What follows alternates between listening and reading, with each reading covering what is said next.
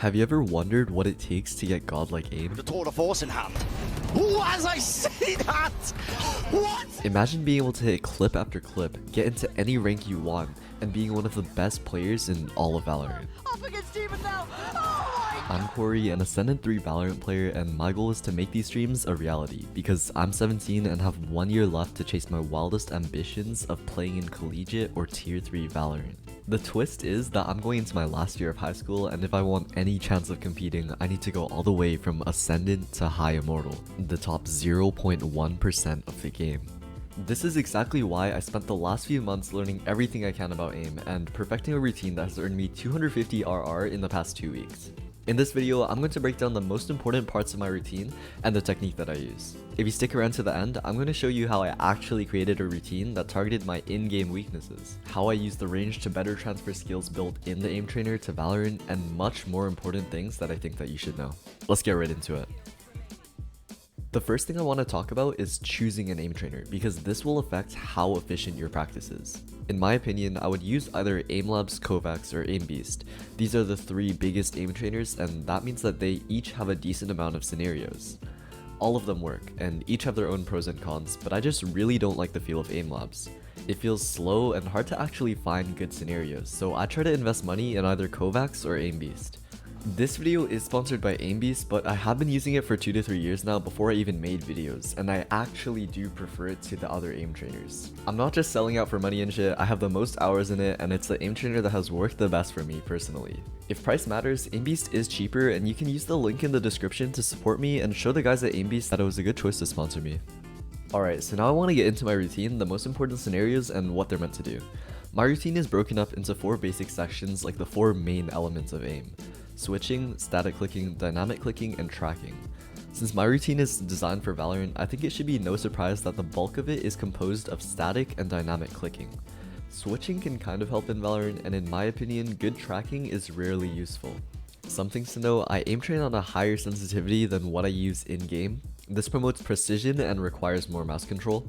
Also, another note, for switching, static, and pretty much any scenario that I play, I try to have a fast initial flick and then micro adjust smoothly to the target, reading its movement if I have to. Most aimers would probably agree that this is poor technique depending on the scenario. However, in my opinion, it's really unrealistic to try to smooth your aim out in-game and flick perfectly to each target. Since I'm training for results in Valorant, I use the aiming style that I have in-game on the aim trainer. So the switching section of the routine is purely a warm-up, and they're just 2 speed TS scenarios that I enjoy. The first scenario has bigger targets, placing an emphasis on my flicks and their speed, while the second has smaller targets, making it harder to stay locked onto each target. Static clicking is probably my favorite part about aiming, and in this section I mainly chose scenarios that are fun and not too easy. You'll see it in the background footage, but a lot of the tasks that I chose have really small targets, and a lot of people ask me about this. I find that these types of scenarios just help me excel at micro-adjusting and fighting long range, which I used to really struggle at. For normal scenarios, I aim for an accuracy of 90% or higher, however for the ones with really small targets, I don't actually have a goal. I just try to hit the targets with as little misses as possible. For dynamic clicking, it follows the same general idea as static. There's some tasks that are fun and have medium-sized targets, but the majority of the scenarios are very difficult, through either target size or movement. Scenarios like this one require me to micro-adjust very accurately, and even though it looks like it's moving slowly, the movement makes it a lot harder. This one challenges me to have good click timing and also a smoother approach to each bot so that I can make adjustments based off of their movement. When I'm doing these dynamic clicking scenarios, I try my best to focus on click timing, reading the target, and smoothly getting my crosshair on them without jittering. Even though I consider myself a snappy aimer, once my crosshair is in the general vicinity of the target, smoothness becomes really important, even for me. I also don't spam click or play for scores. I only click when I genuinely think that I have a chance of hitting a target. This is really important, as spam clicking to get a kill in an aim trainer is a lot easier than doing the same in-game due to recoil. Lastly, there's some tracking scenarios that I really don't care too much to explain. They just help me smooth out my aim, and if I don't have the time, I won't play them. Like I said before, tracking is not all that when it comes to Valorant.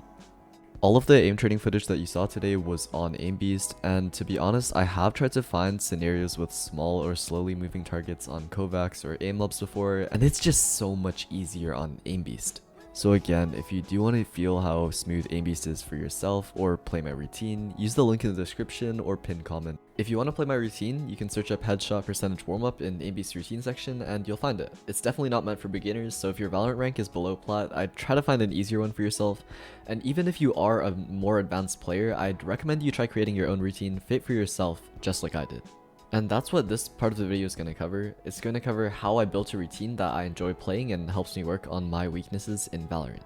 So the way that I did this is really simple, but honestly quite tedious, and I doubt many of you will have the dedication to do this. I built my routine through VOD review and self-reflection. So starting from a few months ago, I started to make mental notes of where I felt like I was struggling aim-wise whenever I played ranks, and eventually VOD reviewed my gameplay in order to find out if these issues actually existed. Every time I found an issue, I would add 1 to 2 scenarios to my routine. A direct example of this would be my jet knives, where I struggled to hit moving targets that were long range. So I added these scenarios, which really pushed my reading skills as well as my click timing. I was really careful to balance functionality with enjoyment, because to me there isn't any point in spamming a routine that you don't enjoy. In the long run, the routine that you want to play every single day and is pretty good is far better than the routine that you don't want to play daily but is scientifically optimized. I wanted to make sure that I could both stay consistent with aim training and enjoy it. Now lastly, I want to talk about the range and how I use it to better convert my mouse control gained in the aim trainer to Valorant. There's a couple exercises that I do that help me feel a lot smoother, and maybe they'll help you out too. I usually do these for around 10 minutes after every aim training session, even if I'm not playing. The first one is shooting while counter-strafing with a vandal on top of this ledge right here.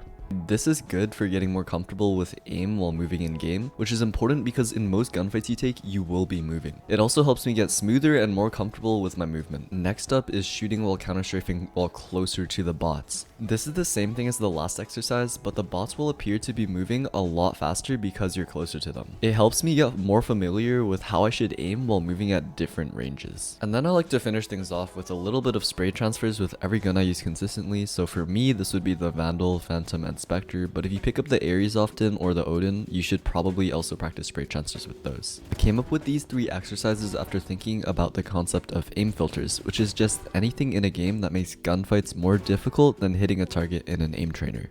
In Valorant, the main ones are movement and recoil, which is what the exercises are designed to get you accustomed to. I couldn't really fit this in earlier parts of the video, but I recently started using a similar crosshair in 𝐬𝐬𝐬𝐬 as my Valorant crosshair, and this actually is kind of important.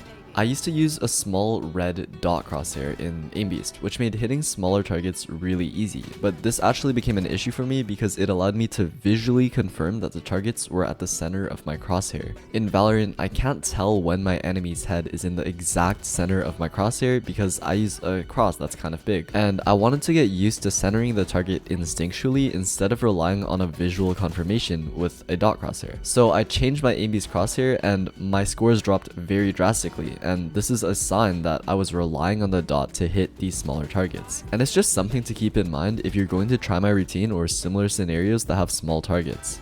It's been about a week since I've made these adjustments, and I've found that it's helped me out in game as well as in the aim trainer with targets that are bigger. Aside from aim training and the range, I play about 5 to 7 deathmatches per day, and that's all that I do to improve my aim. If you want to know more about how I'm trying to improve at the game, you can watch my plan to hit Radiant in Valorant here. It's on the screen right now, bro. You can click it. I'll see y'all later.